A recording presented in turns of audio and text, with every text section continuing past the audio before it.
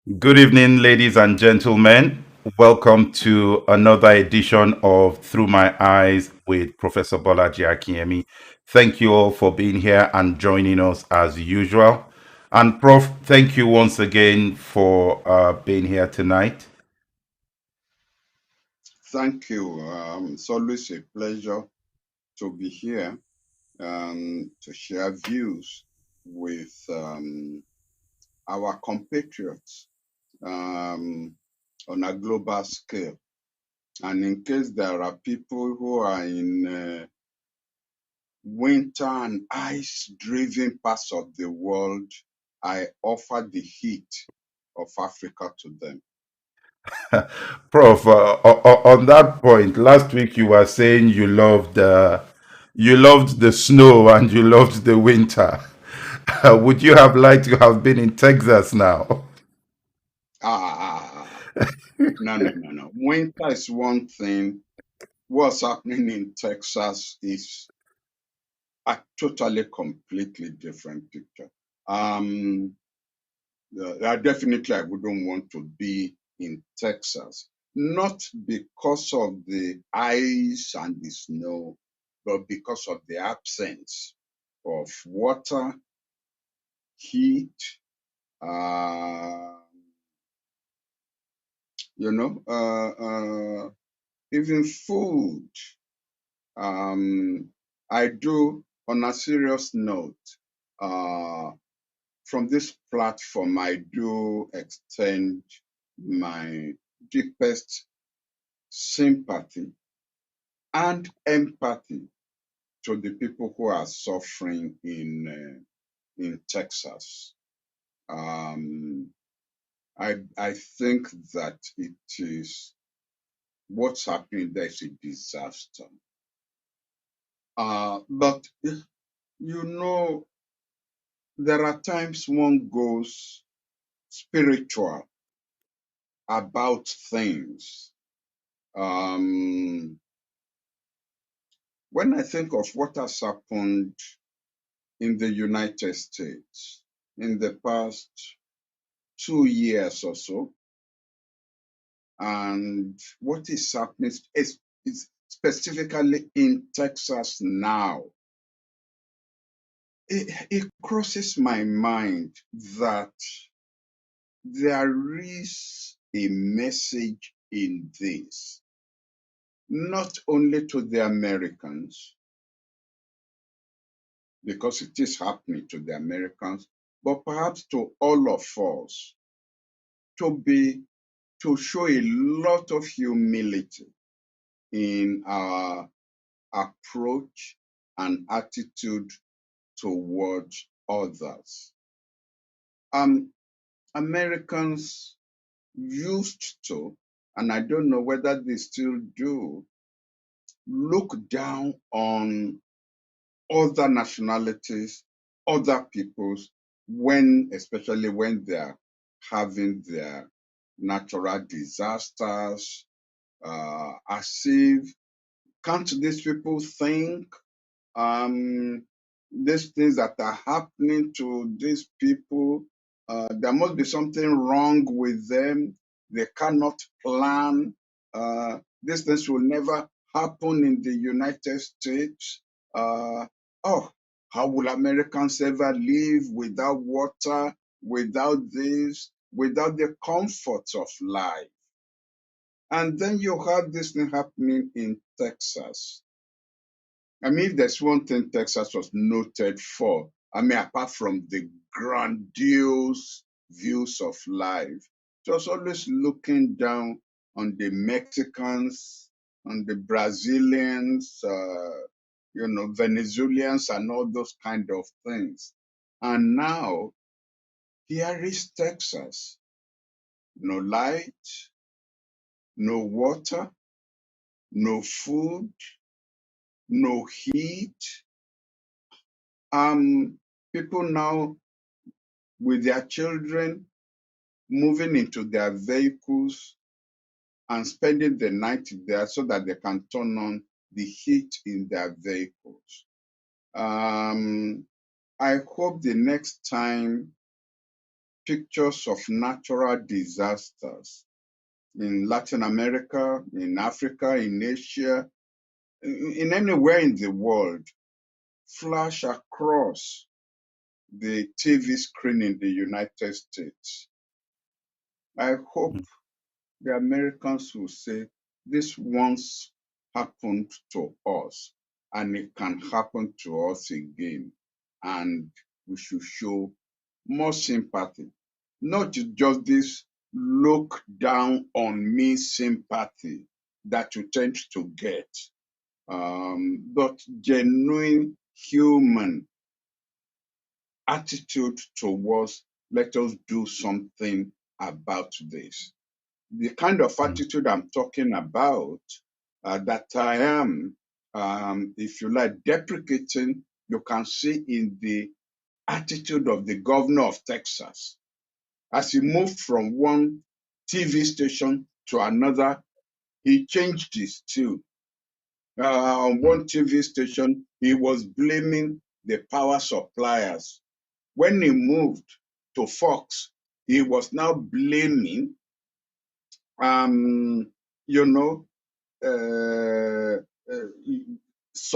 energy supplies from non-natural resources, which he said was what the Democrats wanted to foist on America. The two had nothing to do. He now wanted to play politics with the misery of his own people. Now, that's the kind of attitude I am deprecating. But I wish the Texans well.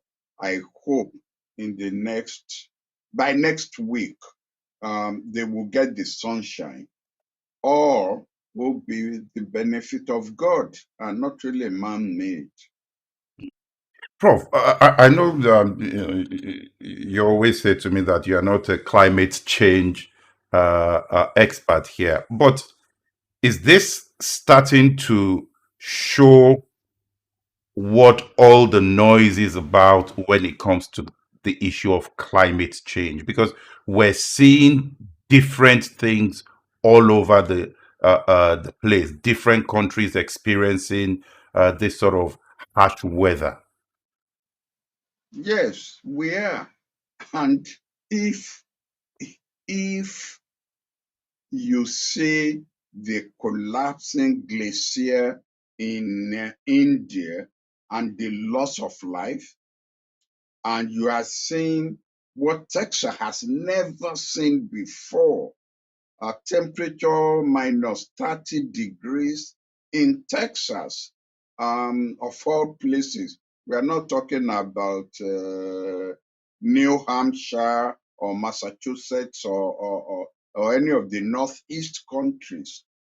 Um, even in Africa, I, 2 days ago or so, um, I just sat down and I said, wait a minute. The weather we used to see in November, we are still seeing it in February. Rain should have started. Heavy rainfall in February. It's just coming spartanly. And then I read about camels facing snow in Saudi Arabia. If you look at the faces of the camels, forget the faces of the people who are taking care of the camels. They didn't know what to make of the weather. Now, if all of these are not indices of the crisis that we face in uh, climate changes, then I don't know what will convince people who still believe there's no need for us to panic or to address our minds to climate change. And it's for the negative, actually, not for the better. Hmm. Thank you for that, Prof. Let's start our discussions this evening, Prof, by looking at the situation in Libya. This week represents uh, many years, 10 years, since that 2011 riots that we saw, the protests and the move out of Gaddafi from Libya. And one of the questions that has been on the mind of a lot of people has been, was it worth it to for the foreign governments that interfered in Libya to have done that at the time they did? And the state of Libya today, Prof, what are your views on the position in Libya today? Well, let me immediately put out there some personal indications. When I was a minister, I went to Libya, I think 4 or 5 times. I met Gaddafi. I met his 2 sons and a daughter who were little kids at that time. Met them. I met Gaddafi at some of the OAU conferences in Addis Ababa at that time. And I also met Gaddafi at 2 conferences of the non-aligned movement. So he was somebody that I interacted with one-on-one, delegation to delegation. He was somebody I was very fond of, very fond of. I admired what he was doing in Libya and what he had changed Libya to. Obviously, I'm not a Libyan. I didn't, quote unquote, suffer loss of human rights. Although you may ask yourself, were the Libyans enjoying human rights under King Idris that Gaddafi overthrew? So it's not as if Gaddafi overthrew a regime of human rights. He came in determined, if I could borrow the language of Lee Kuan Yew of Singapore, he came in to turn Libya from a third world country to a first world country. And he did achieve that in terms of social indices. That Libyans didn't have to pay for their education. They didn't have to pay for their hospital bills. And I once had I don't know whether you call it a privilege. It's never a privilege to be ill. But during one of my visits to Libya, I fell ill and I had to be taken to one of their hospitals. All right, obviously it wasn't the hospital that your ordinary Libyan will have access to. It was a hospital that was meant for the top echelon of the society. But there are a lot of African countries that at the slightest headache, they are flown to London or they are flown to the United States. They don't even have hospitals for members of their elite. At least in Libya, they did. And I was a beneficiary of a few days stay in one of those hospitals. Impressive. The facilities that were available, the personnel, and what have you. Now, for reasons which are too complex to go to in this program, but which basically had to do with Gaddafi wanted to introduce an OPEC gold standard that will replace the American dollar as mechanism for global trade. And that's why the Americans decided Gaddafi had to go. And of course, supported by some of the countries in the EU, especially France, they then came in, and through the use of the media, the social media, as well as major global television stations, planted it in the heads of Libyans that they needed to get rid of Gaddafi because they were suffering under him. And Gaddafi told the Libyans that he knew what the Americans and the Western societies were trying to do, and that if he wanted to go into exile, he could easily go into exile because he already knew what they were planning. But that he was born in Libya, he would die in Libya. He said he knows that the ultimate plan was to get him killed, but that the Libyans should remember where they were when he came in and where they are now. And he warned them that they will suffer considerably after Libya might have been destabilized by getting rid of him. And it was prophetic. That is what is happening now. You ask yourself, is Libya better today than 10 years ago? Is Libya better post-Gaddafi than during the Gaddafi period? Yes, they succeeded in getting rid of Gaddafi. They succeeded in getting him killed. And then they moved on to other places. Not completely. They are still there. Each one of the countries that was involved in the destabilization of Libya is backing different factions, different warlords, some using the United Nations as a cover, and some doing it directly.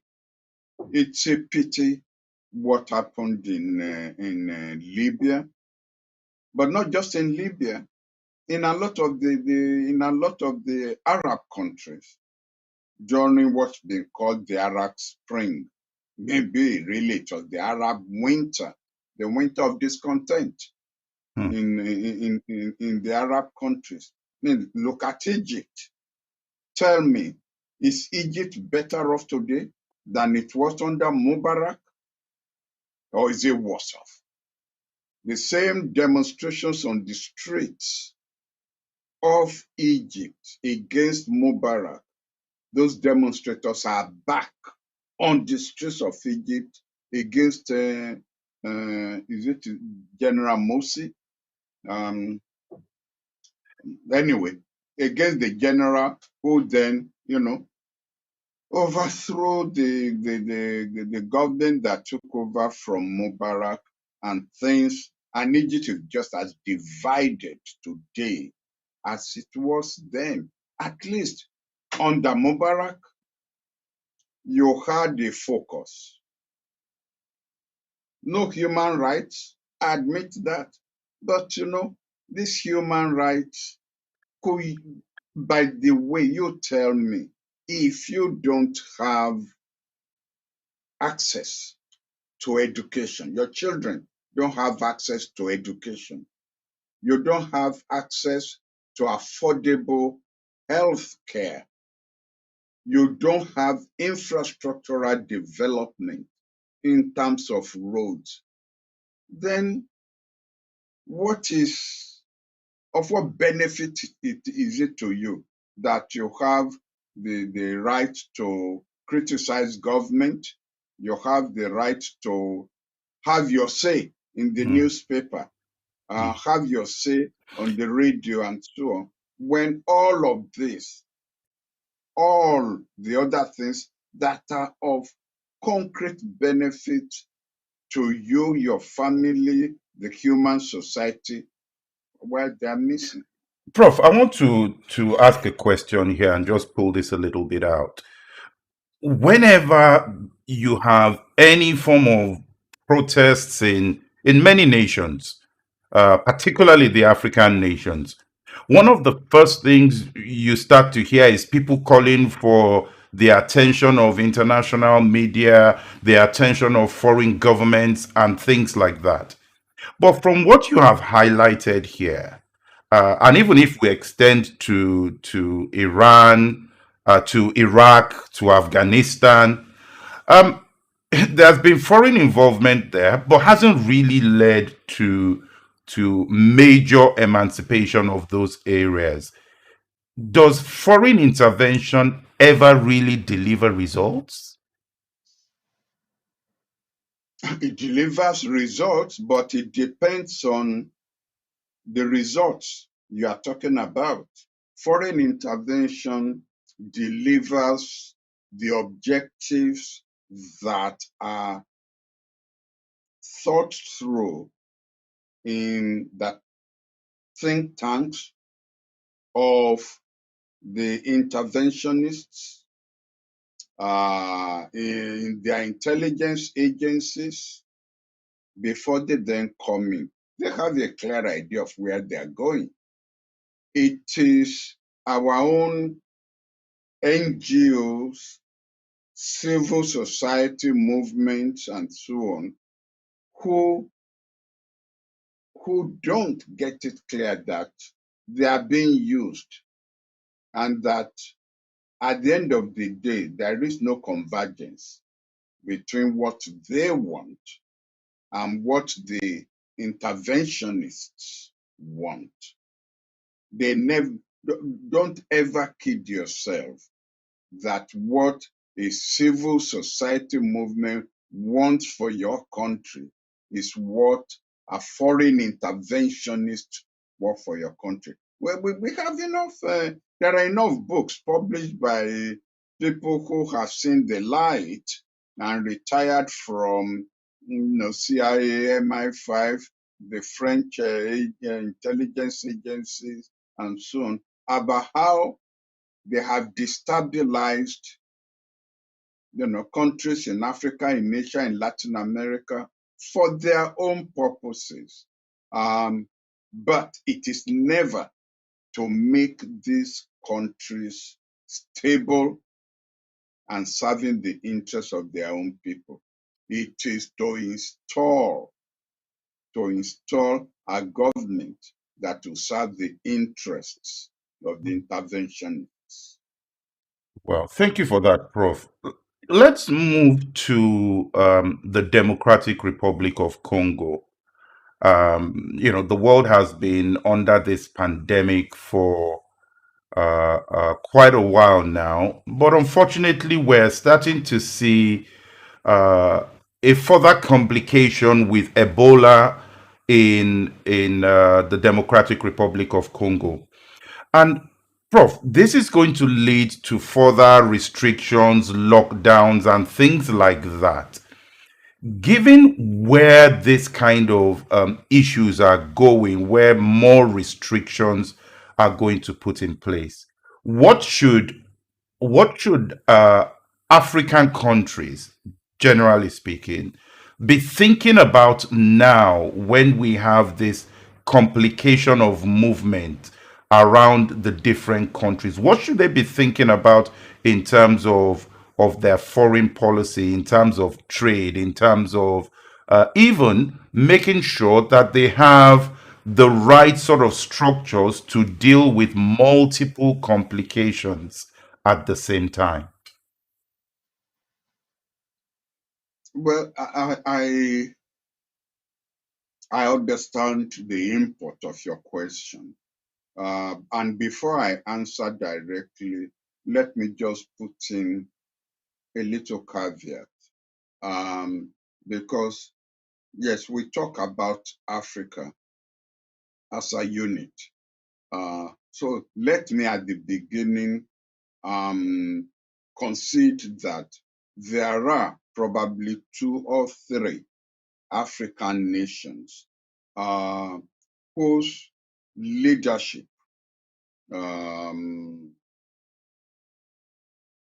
has a focus, has a vision, and usually put in place policies and processes to address the challenges of their countries. One such country is South Africa. Another one is Rwanda. But most African countries have leadership that is clueless, no vision, and definitely do not prepare for the rainy day. And that is why, as of now, I believe South Africa, Zimbabwe, at least as of tonight, I think are the only 2 countries that not only have paid, but have imported vaccines, COVID-19 vaccines. Only those 2. I know Rwanda has paid and is waiting. But for even these 3, the quantity that's coming in will not be sufficient to address concretely the tragedy for Africa that is COVID-19. All the others, they're still waiting. Even countries that have the capacity, personnel-wise, to have developed vaccines of their own are still busy beating about the bush. Not because the scientists are not there, but because their leadership is clueless and lack vision. And everything then is politics. Everything is awarding of contracts. You put square pegs in round holes. People are just administrators, are then put where you ought to have scientists. Decisions are then taken that should be science-led, but instead are politics-led all over Africa. And then they are caught unprepared. Now, you are quite right. Ebola has now been discovered not only in the Democratic Republic of the Congo, but in Guinea as well. And who knows in what other African countries that this is already rampaging, but they just have not discovered. For the African countries, this is a tragedy, it's a disaster, because they are going to be overwhelmed. Their health services that are best rudimentary, whom they've allowed the health provision to be run down, on top of it will now come Ebola. So for the African countries, it's going to be a tragedy. For the rest of the world, for the global community, it just adds to their sleeplessness, because these viruses are not going to stay in Africa. If you say they are carried by bats, well, bats move around the world. If you say they are carried by birds, birds fly from South Africa to the Mediterranean, from the Mediterranean to Asia. They go during the winter period somewhere else, and then during the summer period, they come to another part, and they're carrying these things all around with them. So to that extent, we are all in this, we are all in this situations that spells trouble for the whole world, including Africa itself. So, vaccine nationalism is going to amount to cutting off one's nose to spite one's face in terms of what the reaction of the rest of the world should be. While in terms of Africa, well, we've been victims of our own incompetence. We've been victims of our own unpreparedness. And I suppose we will continue to be victims. But what hurts people like me is that it allows we Africans to continue to be portrayed as not only victims, but as the main contributors to the tragedy of the rest of the world. I'm sure, frankly, that if you ever get to the place where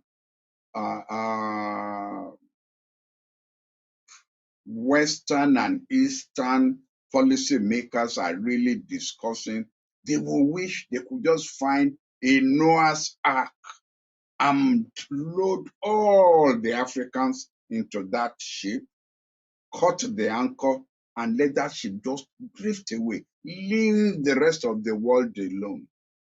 That is the way they think about us. And the way we behave justifies what they think about us. Most of Wow. there is a country that, according to a study done on transfer of illegal funds, $600 billion have been stolen, have been transferred out of that country illegally over a period of 60 years. $600 billion. Now, the people who stolen this money are not just the African politicians. They also include their collaborators, Western businessmen, and all this money going to banks overseas. And of course, they are used there for the development, industrial, social, economic development of those countries, while Africa, where this money is coming from, continues to be reduced to the level of poverty where we cannot deal with one epidemic, not to talk now about multiple epidemics. Wow. Um, Prof, let's move over to Europe. Um, since Brexit happened, analysts have been poring over what's going on in Europe, the UK, and just trying to see how things will stabilize following the exit of the United Kingdom. But we're starting to see something that we would like your view on, Prof. Quite a lot of infighting within some of the European countries. And some analysts are starting to talk about a potential fall of the EU, the end of the EU. What is your view on what is going on with the EU at the moment? I don't think there is any reason to panic about what's happening within the EU. If people think or are expecting the collapse of the EU in the next few years, let me say this: the United Kingdom will collapse first before the EU will collapse. The problem between Scotland and England, the rising nationalism in Wales, in Northern Ireland. These are, what is happening in Europe, between France and Germany, between Denmark and Italy. Nothing compared to what is happening in the United Kingdom. There is no doubt that the exit of Britain from the European Union obviously is going to have consequences for the European Union as well as for Great Britain. And as the European Union seeks to adjust itself, there will be ups and downs. And it's unfortunate for both parties that this has come during this viral epidemic, which none of them was prepared for. And therefore, it adds to the instability or the problems faced by the government in the EU. You will recall that I think about 3 or 4 sessions of this program, I drew attention to what I called as diplomatic arrogance by the EU in the way in which they evaluated, or the process and the time they took in evaluating the vaccines, that long after Great Britain had issued approval for emergency use, and the United States had also issued approval for the emergency use, the diplomats in Europe were still dilly-dallying, as if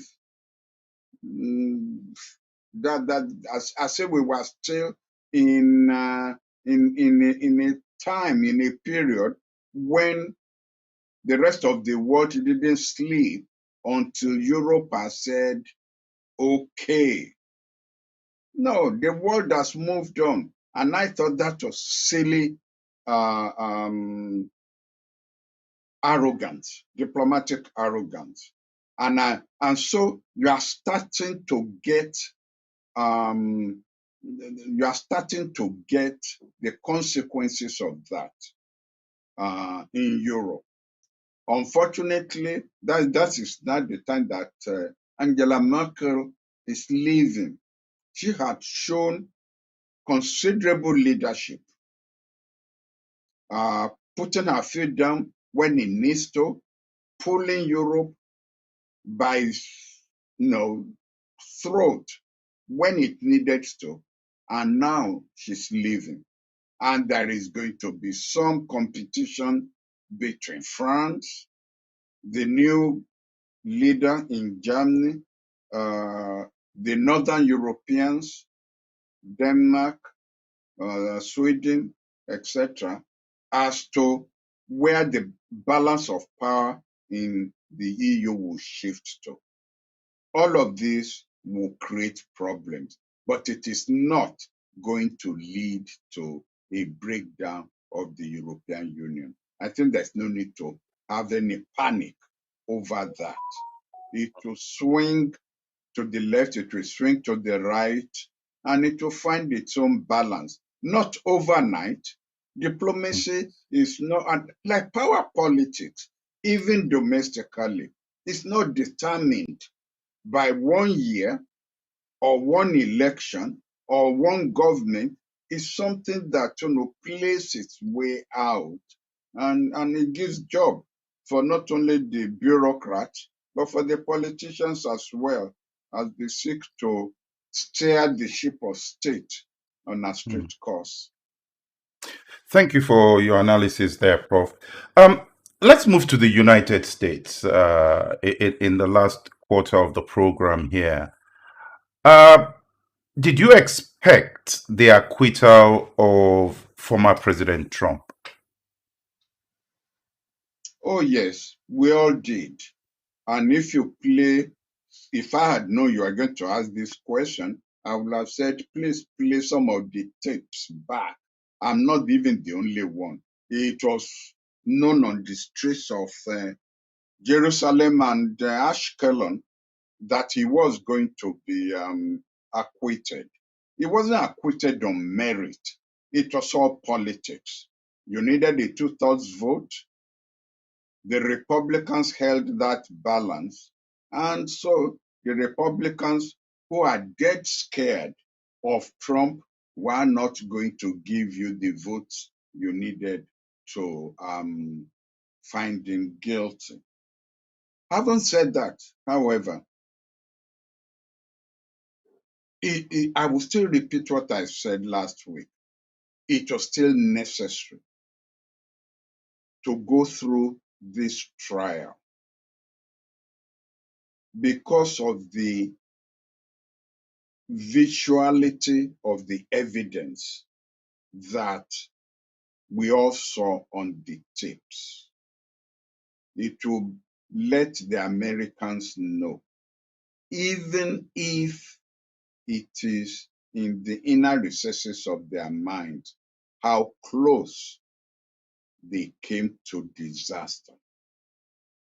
What is now bothering me, which I did not expect, I will make that confession up front, is that so soon Trump will be back on the road. I wasn't expecting that. Number two, I think I have now come to the conclusion that genuinely, and this is where it is dangerous, genuinely, Trump really believes he won that election and it was stolen from him. He genuinely believes that, which means he is suffering from a delusion of mental thinking. A delusion. Because he believes it. There's no way you can convince him. So he wasn't really pretending. And so if he's suffering from that delusion and is going to now carry this to his supporters, what now is going to be the reaction of his supporters? You know, we thought this was a game. And you know, a game like football, the referee will blow the whistle when it is 90 minutes, maybe plus extra injury time. But the whistle will be blown and we will all know the score. And that will be it. But that there is a game to which there is no end, no acceptable result that's believed by everybody, then there is a danger to the world. Forgive me, I won't sound professorial on this program. Let me try and explain it this way. There's something we often called in political sociology, we call political socialization. Political socialization. What this means is that human beings with their views, their emotions, their attitudes, their reactions are like flood,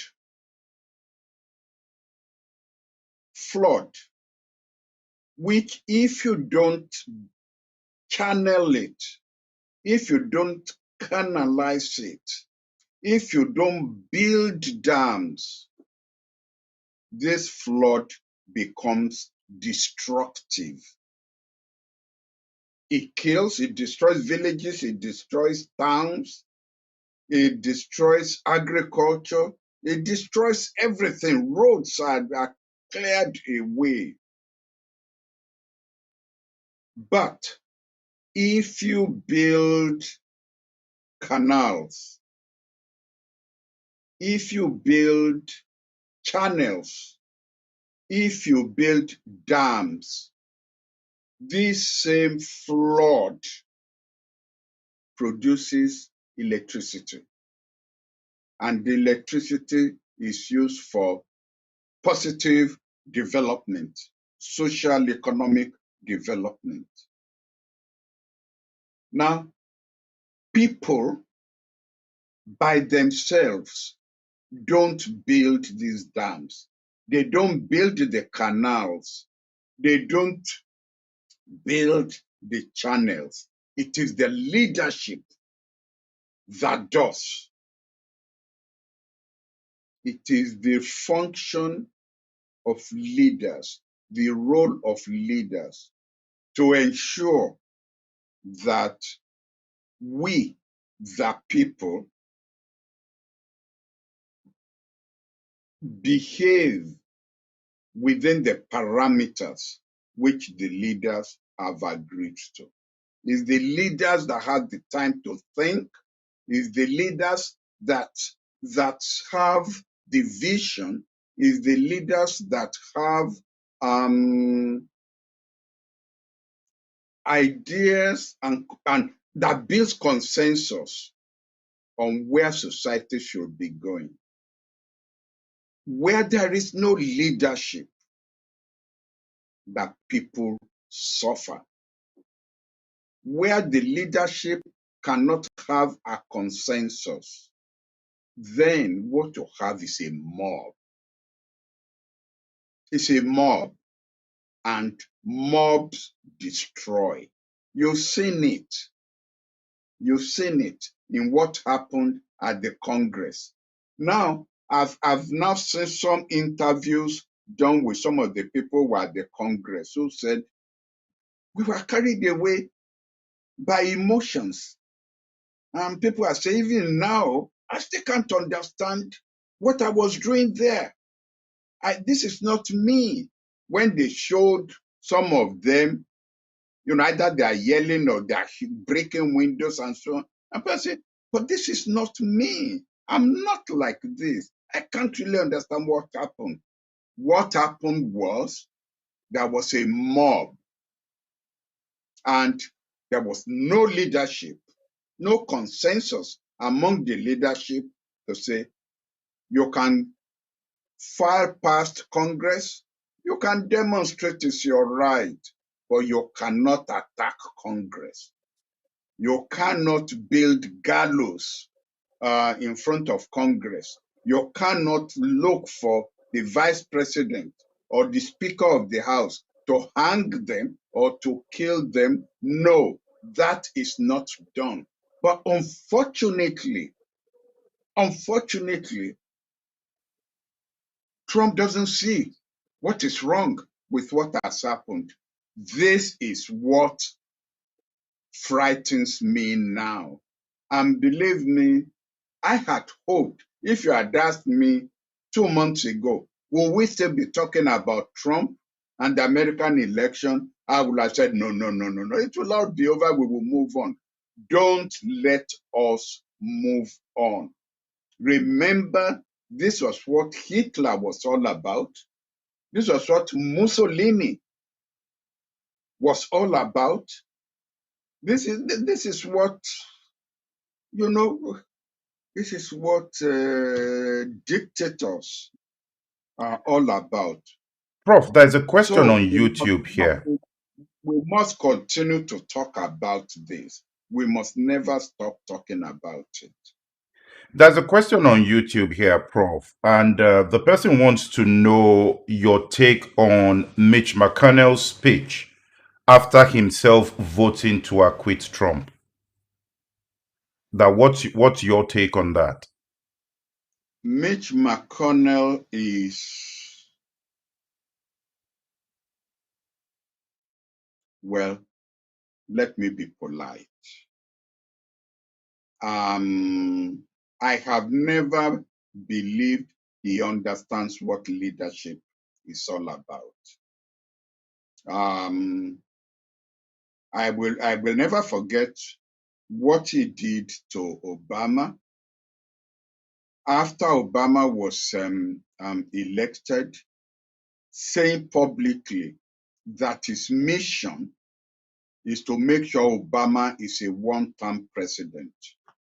I will never forget, as leader of the Senate, how he made sure that he frustrated all Obama's judicial nominees. I will never forget how he's basically a negative person. He can't think straight. And so I'm happy that Trump has gone after him. Maybe he thought he was buying into Trump's good books. He will need Trump to win an election, or he will need Trump to make sure he retains his leadership position. He's basically a racist. Hmm. He went after Obama because Obama was black. He's going to try and derail Biden because of Kamala Harris. They just Hmm. believe now that Biden is quote unquote a black installed president. And so he's going to be very negative. Hmm. What was that? Having first of all condemned the man, that's number one. Number two, having closed down the Senate so that they could not receive the article of impeachment to try him before Trump leaves office. You now vote acquittal on the grounds that you cannot try a man who is no longer a president. And do you know worse hypocrisy than that? That's the height of immorality. I have no respect at all. And I think that he and Trump actually belong in the same book. They are threats to the republic and they are threats to democracy. Hmm. Prof, I want to put another question to you. We have about 5 minutes left, but I want to put a question to you. You mentioned President Biden there, and earlier on this week, he had a town hall session where he took questions. But there was an important point in what he said, Prof, that I want to get your take on.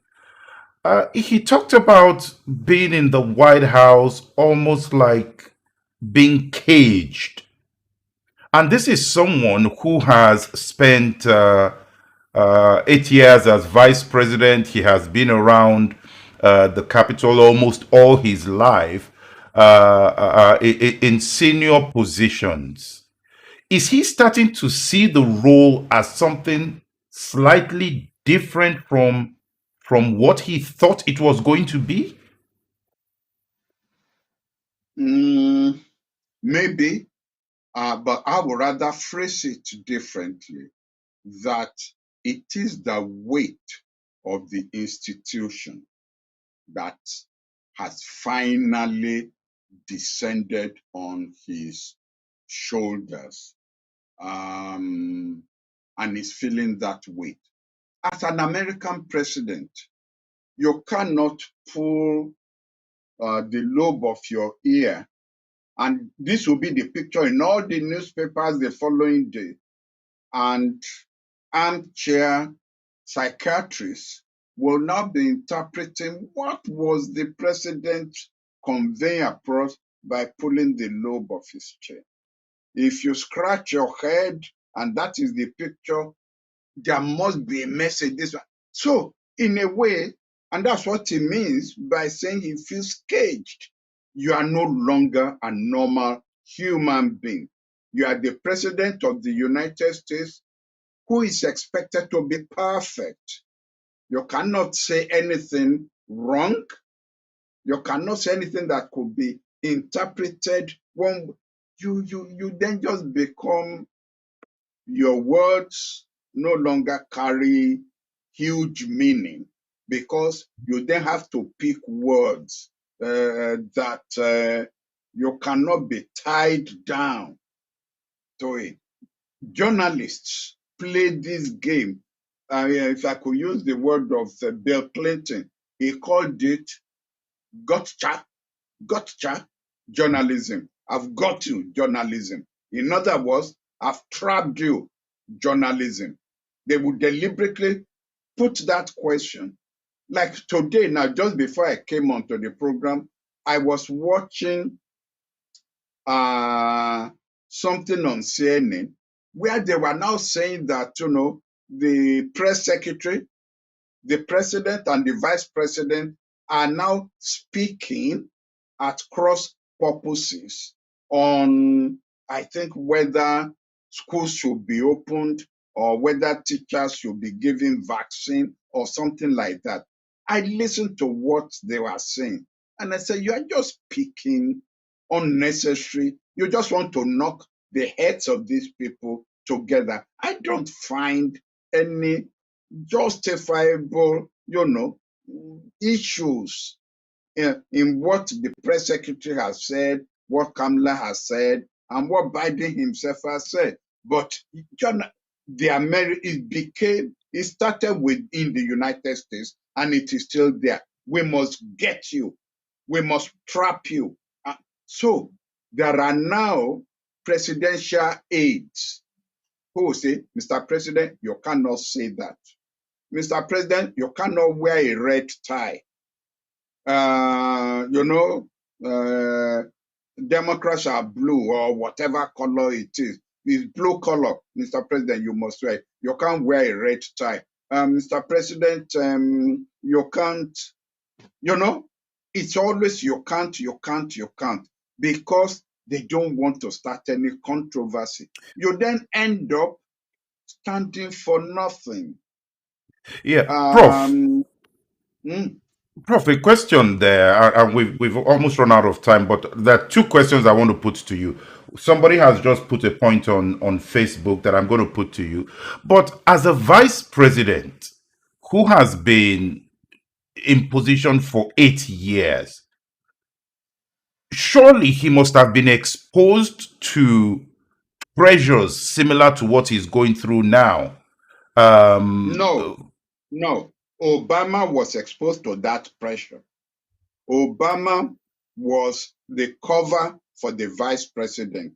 The vice president will secretly advise the president, give him his views. It's the president who faces the camera. And if the president misspeaks, it's the president who gets it, not the vice president. But now that there is no cover, he is the main McCoy. He is the one who faces the camera.